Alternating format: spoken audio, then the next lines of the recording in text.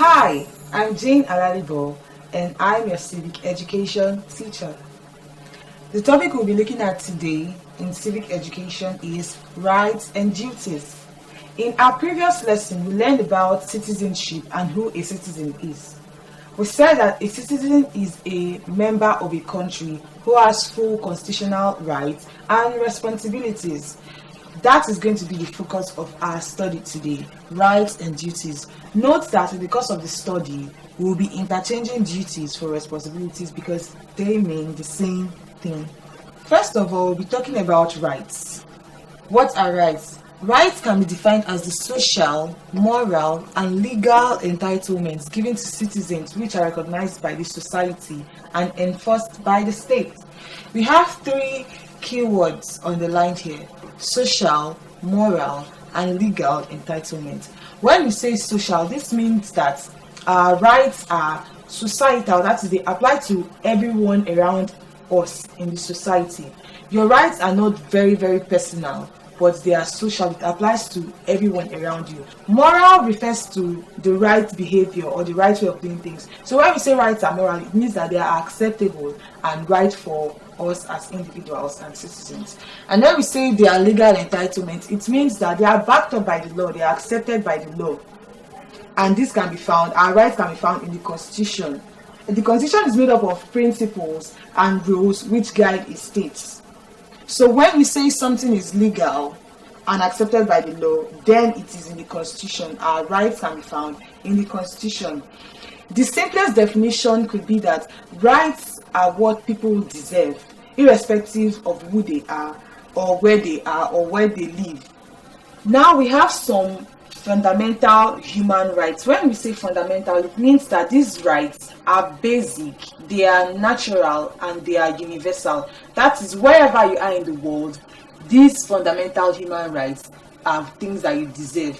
The first right we'll be looking at is the right to life.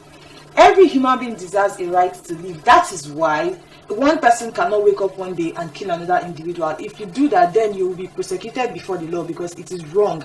Every human being has a right to live.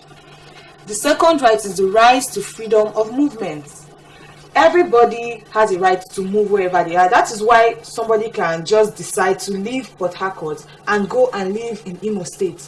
You decide to leave Imo State and go and live in Kano State. Everybody has a right to move around freely, except this freedom is restricted by the government for certain reasons. For example, if there is a state of unrest in a particular state, the government could declare a curfew. That is, nobody should leave their home after it's 6 p.m. This is to ensure security. So this is the only time that your freedom of movement can actually be curtailed. The next right to be looking at is the right to freedom of expression. Everybody can express themselves, say what they want, say what it is they have in mind. Everybody has a right to express themselves freely. The next right is the right to vote and be voted for. Though this is for those who are 18 years and above, but once you're 18 years and above, you have a right to vote. As a matter of fact, in Nigeria, when you're up to 18 years, it is expected that you have a voter's card which you use to vote and also use for other formalities in the country. And then we have the right to education. Every individual has the right to basic education. And that is why you see the government take it upon themselves to build schools where people can attend. Also, we have the right to protection by the law. As a citizen of a particular country, you have a right to be protected by the law. It is in the courts that the law is usually being exercised. So, as an individual, if your right is being infringed upon or someone is trampling on your right, you can go to the courts and they are going to preside over your case. Now we have learned about rights, we're going to look at duties. We define duties here as the moral and legal responsibility which an individual is expected to carry out in return for the rights he or she enjoys. Now we said your rights are your entitlements, that is, their benefits, their privileges given to you by society. But now in return, you have your duties to perform to society, which could be your country or your state per se. But let's take an example. In our homes, our parents, they work so hard to send us to school and provide your basic needs. As a child, you are entitled to those things. You have a right to demand from your parents. And also, in return, you have your duties which you're supposed to perform. There are things you're expected to do for your parents or do in your home. For example, you have to do your chores at home. You cannot be at home while your mom or dad sleeps. No, that would be wrong. As a child, you should do your chores and also run errands for your parents and many more. So as much as you have rights that you're supposed to get from your parents, entitlements that you're supposed to get from your parents, you have responsibilities that you're supposed to perform. This also applies to the country.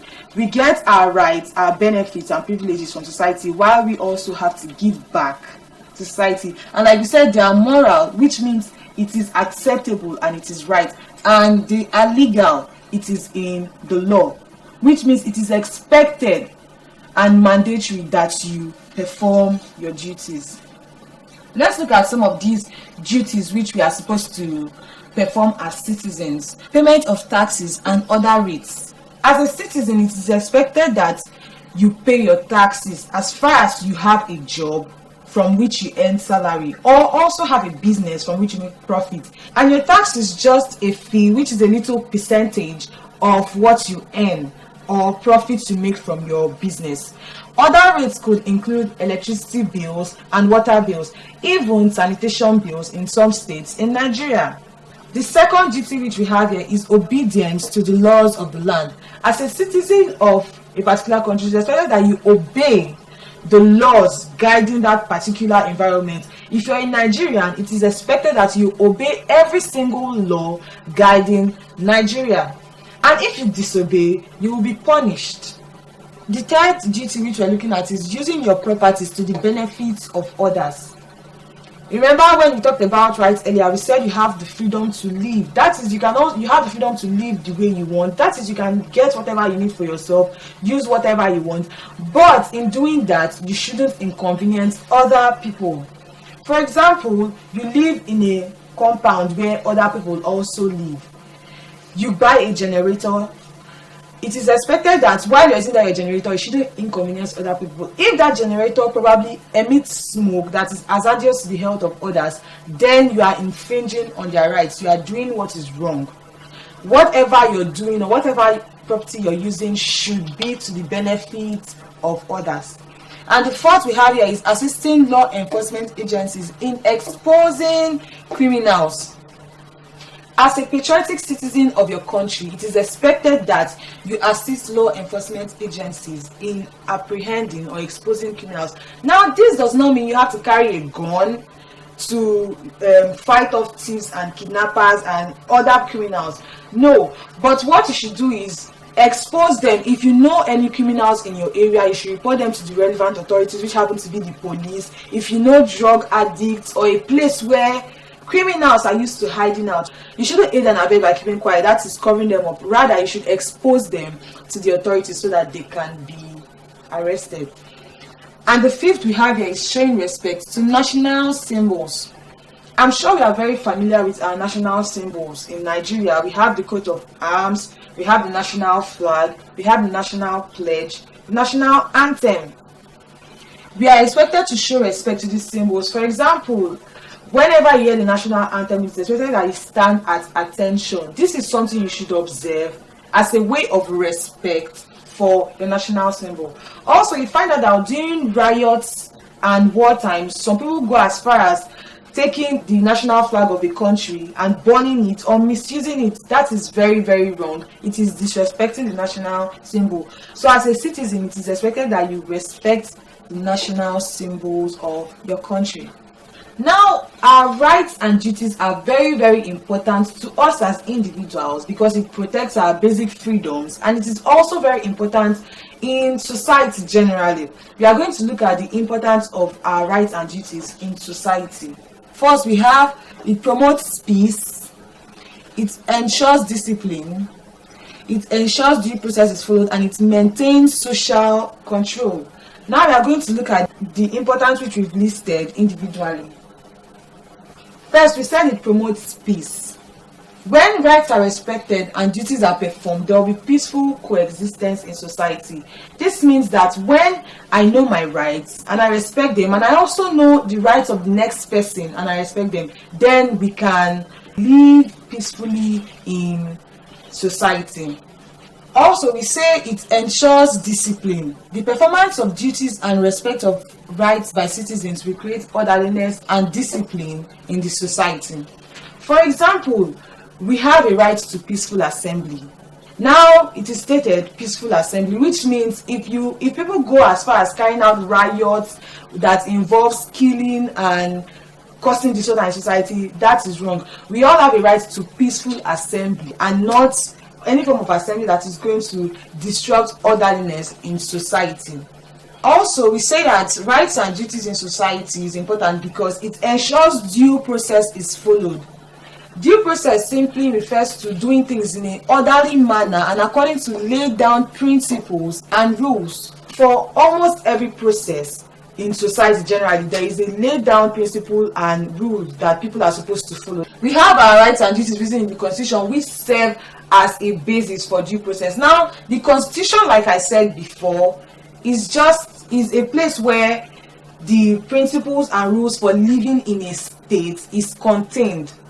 So now we know that we are supposed to obey everything which we find in the Constitution. For instance, the voting process. Before a person can be eligible to vote, we know that the person must be up to 18 years and above. That is in the Constitution. We also know that you must have a voter's card, which is also in the Constitution. And we know that when you get to the polling unit, you are meant to vote only once.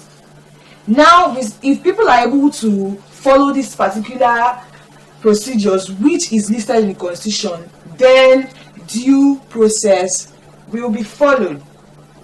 And the last which we have here is social control. Rights and duties serve as a guide to regulate human behavior. For example, now we all have the right to live. Remember, we said that rights are social. That is, it is for everybody, not just you as an individual. So if you respect your right and the right of others to live, one person cannot wake up one day and kill the other person. So you see that our rights and duties help to regulate social behavior. These are only but a few of the importance of rights and duties in society. We see that having knowledge of our rights and also performing our duties have a way of keeping society in order and also benefiting us as individuals. Now we are going to do a brief summary of everything which we've learned. We said rights are entitlements given to citizens, while duties are responsibilities. By entitlements, we mean benefits and privileges. That means your rights are benefits you get from the society or from your country, while your responsibilities are duties which you give back to society in return for the rights that you get. Now, we also said we have different fundamental human rights, which include the right to life, right to education, right to freedom of movement, and right to freedom of expression. These fundamental human rights cut across every category of persons wherever they are, wherever they live. It is their basic rights and what they deserve. I also emphasize that the basic difference between rights and duties is that rights are entitlements, while duties are obligations. The same thing as responsibilities, because if you don't perform your duties, you will be held accountable. You are supposed to give that back to society. It is very, very compulsory for every citizen of that particular country. And then lastly, we said rights and duties help to maintain peace, social control, discipline, and also help people to follow due process. All this keeps society in order and prevents fights, quarrels, or even war. I hope you have become aware of some of your rights and the duties which you are supposed to perform, because there are things you owe to your country or to your state. Note that if you don't perform your duties, you can be held accountable. That means you can be arrested if you don't perform your duties as a patriotic citizen of your country. Now we'll have a Quick test to see how much we have learned today. Question 1. Dash are the social, moral, and legal entitlements given to citizens which are recognized by the society and enforced by the state. Option A, duties, B, rights, and C, services. Did you say B? Yes, that's correct. Rights are social, moral, and legal entitlements given to citizens in a particular country or state. And the second question, which of the following is an importance of rights and duties? A, wealth creation, B, social control, and C, employment. A is wrong, C is wrong, but B, social control, is the correct answer. We said rights and duties help to maintain social control in society. I hope you have understood the lesson very well today and you have learned a lot of new things. Thank you.